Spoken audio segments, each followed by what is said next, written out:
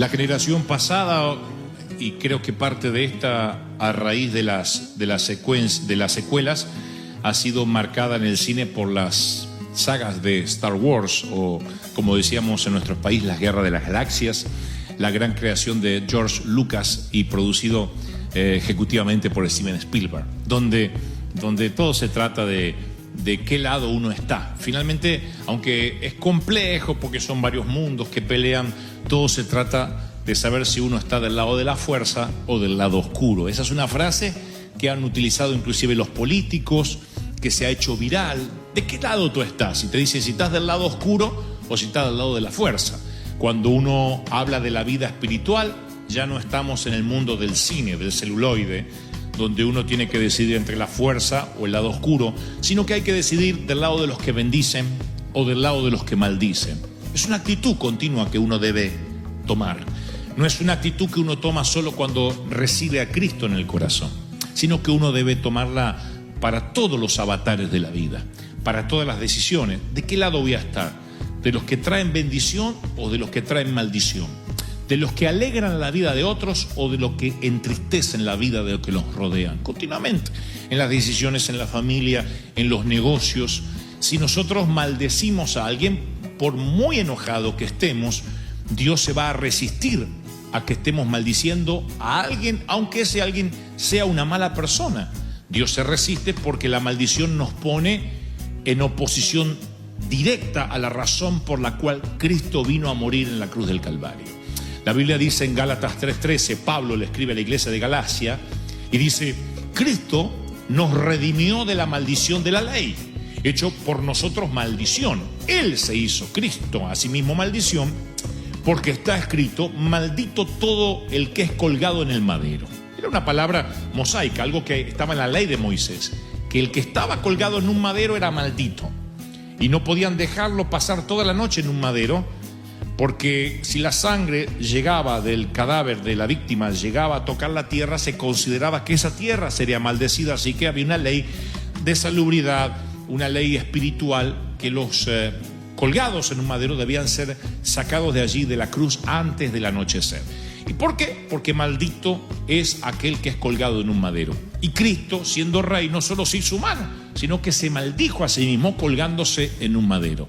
Entonces, a partir de ahí, Él nos redimió, cambió la palabra maldición. No debería nunca existir en nosotros la palabra maldición. Cuando hablamos mal de alguien, Dios, por su propia naturaleza y por su propia justicia, va a defender a quien nosotros hemos maldecido. Es un principio espiritual, porque nos encontramos oponiéndonos a Dios. El que maldice se opone a la cruz. Dios es un padre, y un padre no quiere que otras personas digan cosas malas de sus hijos. Yo no quiero que alguien hable mal de mis hijos, pero tampoco permito que uno de mis hijos hable mal del otro de mis hijos. Por muy enojado que esté, no se permiten en casa las maldiciones. Y las maldiciones no es te maldigo de manera literal, sino idiota, torpe, imbécil, chusma y otras palabras que podemos inventar. Los hispanos somos muy buenos para inventar insultos. Somos egresados de Harvard nosotros para decir insultos, y a veces ni sabemos que nos están insultando, ¿correcto? En cambio, el americano tiene un solo insulto, uno solo que dicen a cada rato y que se aprende hasta por fonética a decirlo.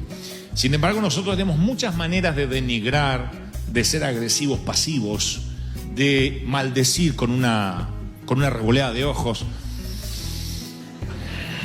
Lo mandamos a no sé dónde con la revoleada, con un suspiro, ¿no? Con un bufando. Esas son maldiciones, porque en lugar de decir quiero bendecir a esta persona, estamos mandándolo a cualquier lado, y algunos creen que tienen insultos evangélicos, apóstata, ecuménico, y lo que vale es el espíritu con lo que lo estamos diciendo, ¿no es cierto? Porque el insulto en sí mismo no tiene valor de maldición por sí mismo, puesto que, por ejemplo, hay culturas diferentes y hay idiomas diferentes, y hay palabras que para nosotros son muy lindas en Argentina, que cuando las dije por primera vez aquí casi me excomulgan y me querían pedir la salida del país, porque resulta que eran unas malas palabrotas increíbles, por ejemplo en México. Entonces, ¿en qué consiste la maldición? En el espíritu. en la actitud, en la forma en que yo te puedo decir. Yo te puedo decir, Dios te bendiga. Como había una hermana en la iglesia, deja esa chusma, ya va a pagar. Que Dios la bendiga mucho, que Dios la bendiga mucho. No, dentro de la bendición la estaba mandando a no sé dónde, a ella, la familia, la hermana, la abuela y todo lo que tuviera en su sangre. Entonces la maldición tiene que ver con una actitud. Y el mismo padre arregla los errores de sus hijos, pero no quiere que otro lo haga. Dice Lucas capítulo 4, 18, dice el evangelista: el Espíritu del Señor está sobre mí, por cuanto me ha ungido para dar buenas a los pobres, me ha enviado a sanar a los quebrantados de corazón, a pregonar libertad, pregonar, no se olviden esta palabra, pregonar libertad a los cautivos, vista a los ciegos, a poner en libertad a los oprimidos. La palabra pregonar significa hacer avanzar, dejar claro la reivindicación, reivindicar a alguien, proclamar las intenciones de Dios para esa persona. O sea, cuando yo te proclamo que Dios te bendiga, estoy reivindicando lo que ya Dios dijo. O sea, estoy haciendo que la bendición dada por Dios avance hacia tu vida. Ahora, este es el punto. Este es el punto que quiero que presten mucha atención, porque puesto que esto es lo que el Espíritu Santo me decía que te diga esta mañana, y yo te lo diré. La Biblia narra un incidente casi parece menor, de esos que aparecen en las Escrituras y uno dice, ¿qué tendrá que ver conmigo? ¿Por qué está ahí? Sin embargo, no creerán la importancia profética en cuanto a términos de bendición y maldición esto tiene.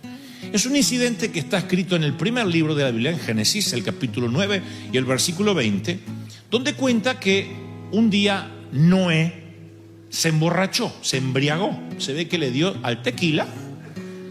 Comenzó Noé a labrar la tierra, plantó una viña y bebió de un tequila de un amigo mexicano que pasó por allí y le dijo, no te va a hacer nada. El pobre le creyó, como cuando te dicen esto no pica, y se embriagó.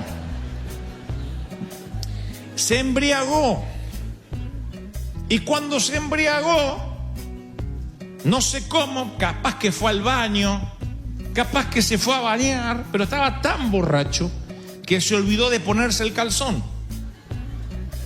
Estoy haciendo la traducción Dante habla hoy. La Biblia dice estaba descubierto en medio de su tienda. La gente cree que se sacó el velo. No, andaba sin calzón, mostrando lo que no tiene que mostrar. Y Cam, padre de Canaán, que luego sería el padre de la tribu cananea, vio la desnudez de su padre y le dijo a sus dos hermanos que estaban fuera. Hay una versión que dice, y salió afuera y se burló de su padre. Mira el viejo, ¿qué anda mostrando? ¿Qué tiene para mostrar el viejo?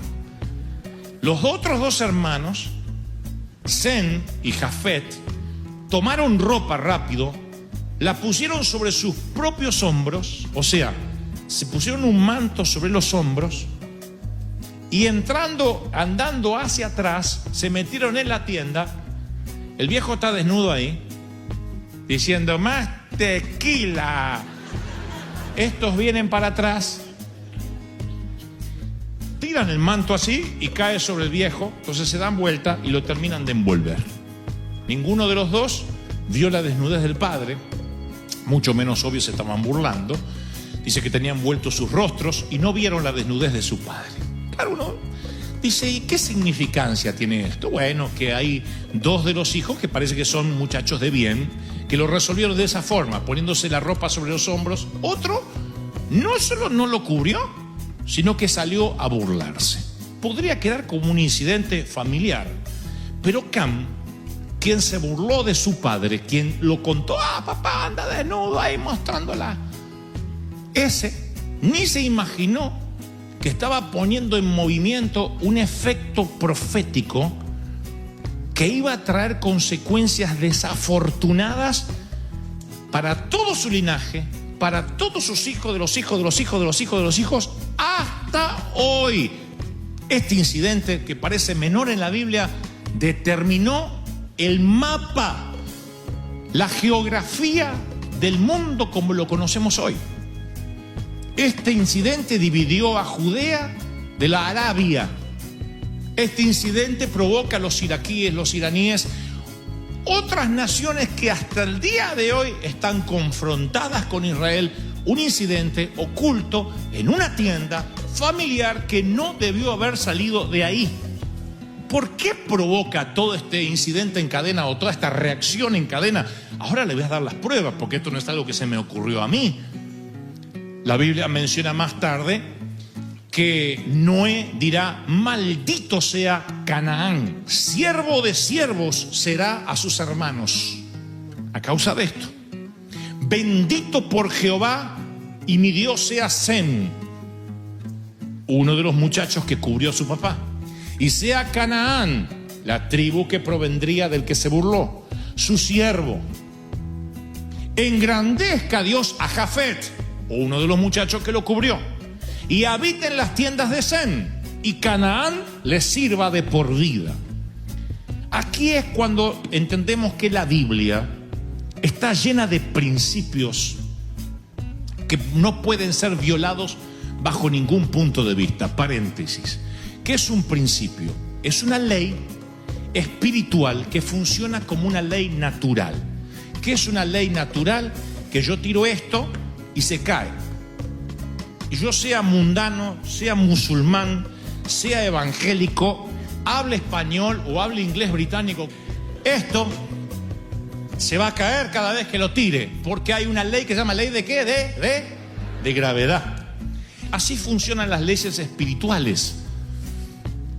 Las leyes espirituales funcionan, la ley de la siembra y la cosecha. Por eso tengo un mensaje por allí en la página de nuestra iglesia que se llama No hay que orar por todo, porque hay cosas por las que no hay que orar, funcionan por leyes. Así todo hay principios espirituales, el principio de la honra y la deshonra. Honro a mis padres, tengo largura de años. Los principios se cumplen si se respetan. Y acá hay un principio violado por los hijos de Noé, por uno de ellos, donde se burla de su padre. No cubre la desnudez, porque dejar al descubierto a alguien es un asunto serio ante los ojos de Dios. El pecado de Cam no fue ver la desnudez de su padre, porque bien pudo haber sido un accidente. Abres la puerta y dices: uy, perdón. Eso nos puede pasar, no es que estamos bajo maldición por eso, ¿no es cierto? El pecado de Cam fue divulgar lo que vio, violar un principio espiritual, menospreciar a un padre o a cualquiera que ocupe un lugar de autoridad. Es hacer parecer más bajo a esa persona de la que Dios quiere que sea. Y por consecuencia, Cam produjo una maldición para toda su familia. Los hijos de Noé nunca se imaginaron que sus actos iban a cambiar drásticamente el futuro de su familia por generaciones, por un detallito. Sin embargo, los que cubrieron fueron transformados en bendición. Ellos y sus hijos, los que cubrieron a su padre. Los hijos y nietos de Cam, del burlador, para que lo ubiquen, fueron todos cazadores. Tuvieron que vivir de la caza, tuvieron que vivir en las montañas. De hecho, Nimrod, un nieto de Cam, construyó Babel, la famosa torre de Babel, que Dios luego confunde los idiomas, en la llanura de Sinar, que hoy es Irak, Irán y parte de Arabia Saudita. Los árabes hasta el día de hoy, que viven en esa guerra que llaman Guerra Santa con Israel, con el pueblo de Dios, viene desde los tiempos de Noé.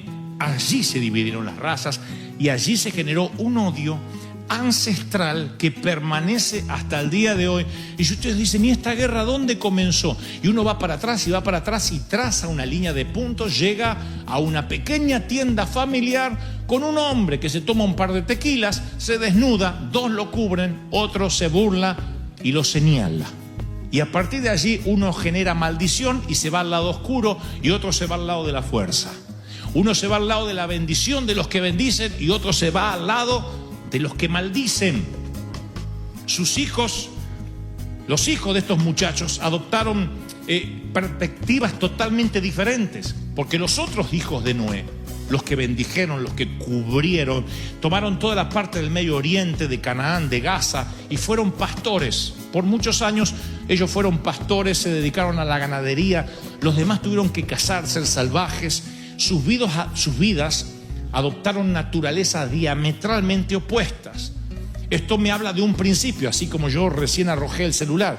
Y el principio es que tus hijos, tu familia, mis hijos, mi familia, va a depender de la actitud que tomemos hoy, de la forma en que nos manejemos. Esto es un principio que se sigue repitiendo. Nuestros hijos nos observan y no van a decir, ay, yo sigo en la iglesia porque papá nunca faltó un servicio. Van a decir, yo sigo en la iglesia porque como papá amaba a Dios.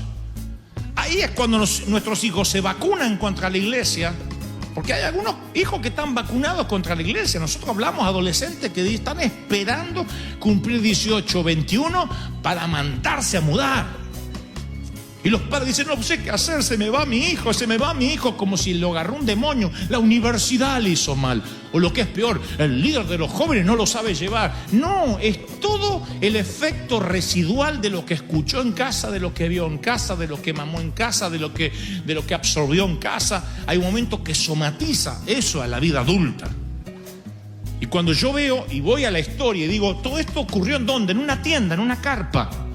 En una tienda pequeña donde un hombre bebe de más, no habla la Biblia de que por eso Dios lo haya castigado. Fíjense, porque hoy en día diríamos borracho, vamos a castigarlo. No está hablando de Noé, está hablando de la actitud que tuvieron sus hijos para con un evento del padre. Uno cubrió, entraron de espalda, lo cubrieron, el otro salió y se burló. Papá anda desnudo, ahí está el viejo. Y eso trajo consecuencias eternas de maldición o de bendición. Pero hay más, porque cuando sigo leyendo las escrituras me doy cuenta que cuando uno menosprecia las bendiciones también abre puerta a las maldiciones. No solo es cuando uno maldice, sino cuando uno menosprecia las bendiciones. Génesis 25 dice que dijo Esaú, he aquí yo me voy a morir. ¿Para qué me va a servir la bendición, la primogenitura? ¿Para qué me va a servir si yo me voy a morir? Y luego la palabra dice en Hebreos 12:16, estamos hablando de un evento otra vez que ocurre en Génesis, y luego el escritor a los hebreos, miles de años, la cruz de por medio otra vez. La cruz debería haber cortado toda maldición, sin embargo hay principios espirituales, la cruz no podrá cortar que el celular se caiga cada vez que lo tire, la cruz no podrá redimir eso, porque hay temas que son leyes que se tienen que cumplir. A pesar de la cruz, nosotros pensamos, bueno, el Señor hizo todas las cosas nuevas. Sí, pero hay leyes. Cristo puede morir en la cruz y quitarte la maldición de la escasez y de la pobreza. Pero si no siembras, no cosechas. ¿Soy claro o no? Y tú dices, pero ¿y cómo si Cristo murió para darme prosperidad? Pero si no siembras, no cosechas, hombre. Dios dice, te quiero prosperar. Este es el trimestre de multiplicación y de bendición. Y Dios va a multiplicarte, pero si te quedas durmiendo y no trabajas, ¿cómo Dios te va a multiplicar? Estás violando un principio. Y aquí otro principio violado. Dice Hebreos, el escritor a los Hebreos, no sea que haya algún profano como Esaú, que por la comida vendió su bendición. Porque ustedes ya saben que deseando después heredar la bendición, fue desechado y ya no hubo oportunidad, uy, qué duro, para el arrepentimiento, aunque lo procuró con lágrimas. Y Pablo le escribe una carta a Roma, este no es el escritor de los Hebreos, sino Pablo le escribe a Roma, pasan otros años en el medio y dice, como está escrito, a Jacob amé, mas a Esaú odié, aborrecí, dijo Dios. ¡Qué declaración fuerte! Dios aborrece al que se resiste a ser bendecido. Rechazar nuestro llamado a bendecir y rechazar la bendición es rechazar lo que Dios nos quiere dar y meternos bajo maldición. Cuando dejamos de recibir bendición y de bendecir, nos alineamos con el acusador y eso se ve reflejado en nuestras finanzas, en la falta de paz en nuestro hogar, en nuestra salud. Para los que no conocen la historia, Esaú era el hijo mayor y tenía derecho a la bendición, a la heredad, a la bendición, a la primogenitura. Y él dice, ¿para qué la quiero? Y se la vende a Jacob por un plato de un guisado, por un plato de frijoles chilangos. Se la vende. Y luego se arrepiente y la quiere y no la puede tener. Y hasta el día de hoy También los hijos de Esaú terminan viviendo de la caza, terminan siendo salvajes, matados, hasta el día después de ellos descienden los mongoles. Ustedes, si van a ver la historia geográfica a partir de incidentes como ese, dice, no lo puedo creer. ¿Cómo eso afectó las guerras? La Segunda Guerra Mundial, la Primera y la Segunda Guerra Mundial. Si ustedes trazan líneas de punto para atrás, y no tenemos el tiempo para hacerlo hoy, verán que todo se remonta a incidentes bíblicos que dividieron aguas para siempre. Gente que o se burló y maldijo o se resistió a ser bendecido. Por eso es grave, y son principios que, aunque ustedes no lo crean, se cumplen hasta el día de hoy. No son principios viejos que ya no ocurren, se siguen cumpliendo. Porque si bien el Señor dijo, oíste que fue dicho por Moisés, mas yo digo, cambió ciertas doctrinas, ciertos parámetros, hay principios que se siguen cumpliendo hasta el día de hoy. Yo he orado por gente que se estaba muriendo y no le encontraban el diagnóstico y se estaba muriendo, y recuerdo en una ocasión decirle al Espíritu Santo, dime, Señor, si te lo vas a llevar, para no sembrar falsas esperanzas. Y el Espíritu Santo me dice, hay una raíz de amargura en contra de un ex líder, en contra de un cónyuge, en contra de alguien, una raíz de amargura, y hasta que esa raíz no sea quitada no puede recibir la sanidad. ¿Me siguen? Uno tiene que quitar la maldición para que pueda operar la bendición, para que sea reivindicada la bendición. Si uno se pone bajo maldición porque desprecia las bendiciones, hay gente que no quiere ser bendecida, gente que se resiste a ser bendecida, se están muriendo en lugares donde no está la presencia de Dios, y dice, yo me quedo acá porque yo puse ese ladrillo. Agarra tu ladrillo y mándate a mudar, porque cuando te resistes a buscar la bendición y dices, no necesito la bendición, acarreas maldición. En la Biblia no hay grises, es blanco o negro, bendición o maldición. No hay un lugar, bueno, yo no soy muy creyente, pero tampoco soy muy mundano. Tú estás en un sitio o en el otro, o en la fuerza o en el lado oscuro, tal como Star Wars. Y lo que decide dónde estemos, de qué lado estás, si estás del lado de los que bendicen o del lado de los que maldicen, son las actitudes diarias. Cuando esto se nos mete en la cabeza y decimos, yo estoy para bendecir, muchas cosas se resuelven.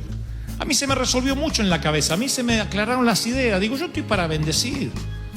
Y me llama cuando voy a Argentina, me llama un político que es amigo mío y lo acusan de haber hecho una mala gestión y que es un corrupto, porque en Argentina también se dividió en los que están a favor del oficialismo y los que están en contra.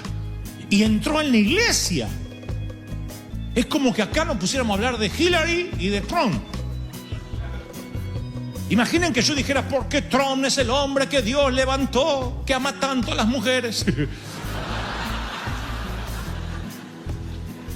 ¿Qué pasaría acá? Y se dividiría la iglesia. Yo nunca tendría que tomar un color político, ¿verdad? Pero ¿cuál es mi tarea? ¿Bendecir a Trump? Sí. El Señor murió por el colorado ese, murió. Tiene que aceptar a Cristo, pero murió por él y por Hillary. Entonces eso nos pone en una posición no de pusilánime, que no tomamos partido por nada, porque eventualmente tenemos que votar. Nos pone en una posición de, yo bendigo a todo el mundo, claro. Mi preferencia es fulano, fulana, esa es mi preferencia a la hora de votar. Esta es mi preferencia a la hora de elegir un colegio para mis hijos. Esta es mi preferencia a la hora de casarme. Esta es mi preferencia, pero mi preferencia está por debajo de las preferencias de Dios. Dios dice, andarán dos si no están de acuerdo. Entonces, mis queridos, para congregarse en esta iglesia, les voy a resumir el bienvenido a bordo. ¿Y qué hay que hacer para congregarse en esta iglesia? Ser un agente de bendición o el sistema te va a eyectar. Si estás aquí, vas a bendecir. Y si hay gente tóxica, y aquí es cuando yo aclaro esto, porque dicen, no ama las almas, no. Si hay gente tóxica que no me bendice, yo voy a orar, voy a estar de acuerdo en las cosas del Señor, que Dios murió por él. Pero eso no significa que lo tengo que meter en mi entorno, que tiene que acceder a mi círculo íntimo. Dios murió por él y a lo mejor va a tener una corona más grande que la mía, fenómeno. Pero si a mí me es tóxico, le voy a predicar, voy a ponerme de acuerdo en lo que Dios dice, lo voy a amar, lo voy a bendecir, pero no significa que no tenemos que ir de parranda juntos. Es una decisión mía. Yo bendigo a Hillary y a Trump. ¿Significa que voy a votar necesariamente por los dos? No. Voy a votar por los que creo conviene y creo puede ser de bendición al país. Lo mismo hacía en Argentina. Y a veces voy a la Argentina y soy, insisto, amigo de un político y le dicen, no, que tuvo una gestión, que mató de hambre a los maestros, que hizo, pero yo lo voy a bendecir. No pueden entender los cristianos evangélicos algo tan básico que yo voy a bendecirlo. Pero es un corrupto y por eso el que más necesita. Resulta que estudié para ser médico. Me recibo de médico y dice, todo el día con enfermo. Te vino una foto con un enfermo y soy médico. Pero ese está re enfermo y soy remédico. No es lógico. ¿Qué parte nos perdimos en el camino que ahora resulta que tenemos que estar con sanos habiendo estudiado de médicos? Toda la vida quise ser bombero. Me saco una foto en el incendio, rodeado de fuego mundano, y dice, soy bombero. Pero nos gusta ser bombero para bajar gatitos del árbol. No nos gusta ensuciarnos con fuego ni oler a humo. Y no puedes amar las almas si no te ensucias con las almas de los hombres, si no caminas en los basureros. Posiblemente te vas a ensuciar, vas a oler como un basurero. ¿Cómo no? ¿No pisas estiércol en los basureros? ¿Cómo puedes ir con zapatos brillosos en medio del basurero y decir, ay, es que no quiero que se me vaya el perfume francés? Entonces estás siguiendo traseros de ovejas. No estás donde tendrías que estar. ¿Para qué lado vas a decidirte irte hoy? ¿De qué lado vas a estar? ¿Vas a estar de la tribu de bendición para bendecir o vas a estar de la tribu de maldición? ¿De qué lado vas a estar? ¿De qué sitio? En algún sitio tienes que estar. ¿De qué lado? Tu nombre, Jacob, no, pero no te vas a llamar más Jacob, te vas a llamar Israel, porque yo soy el Dios todopoderoso. Sé fecundo, multiplícate, multitud de naciones vendrán a ti, reyes saldrán de tus lomos. Miren qué bendiciones daba Dios. Y nosotros, te bendigo. Dios decía, te voy a multiplicar, te voy a bendecir. Miren la bendición, Abraham, bendito el que te bendijere, maldito el que te maldijere. Y por ahí se para un jefe de Estado diciendo, Israel, te maldigo con mis entrañas. Y pasa como un reloj así hasta que contrae un cáncer. No se puede maldecir al pueblo de Dios hasta el día de hoy. Esto es para los que dicen, esta prédica es para el Viejo Testamento. Hasta el día de hoy la bendición y la maldición funciona. Y yo lo que hago es sembrar bendición porque necesito bendición, porque necesito que me bendigan. Y suelto bendición sobre la iglesia. ¿Cuántos reciben esta bendición? Dígame amén. Vamos, póngase de pie. Y vamos a decir, Señor, yo quiero ser bendecido hoy. ¿Están dispuestos a recibir esto, sí o no?